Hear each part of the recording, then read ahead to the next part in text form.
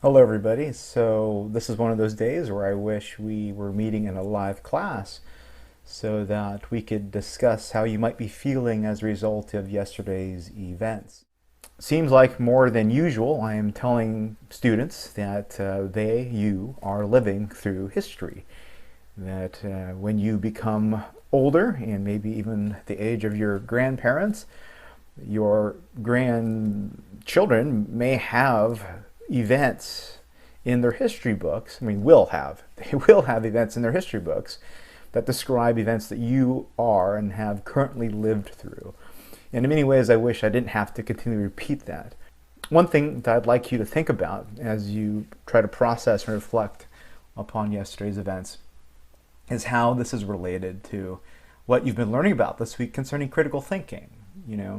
A lot of people make decisions and choices and act in ways that are often based upon unconscious processing, based upon feeling and emotion, and as you've learned through the reading, cognitive biases rather than rational thought and argumentation. When we take a look at what drives behaviors and decisions, we like to think we're rational creatures, but oftentimes we act more out of instinct and intuition and gut, and then rationalize it later, coming up with the reasons why that feeling is right. This is why classes like ours, why I try my best to focus on thinking carefully and how to do that. When you take a look at an argument, an argument's based upon a premise or premises, reasons to believe something. And a lot of people don't even formulate those when coming to a decision of how to act in the world. And what makes it particularly difficult is if you can't even think carefully about what premises are true and what premises are false.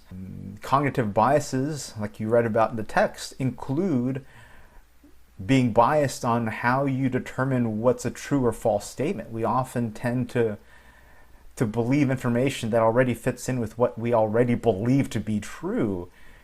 And if we don't become aware of those biases and realize that a lot or some of what we believe is not because of reason, but because we just want to believe it, well, we're going to have decisions and behaviors that could be detrimental to ourselves and other people.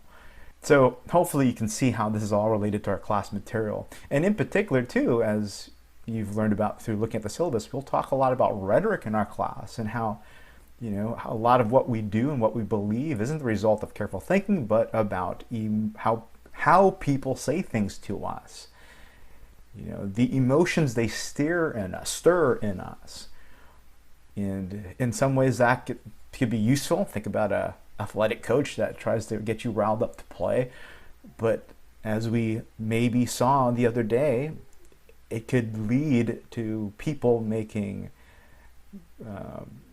decisions and having behaviors that unravel society rather than keep it together.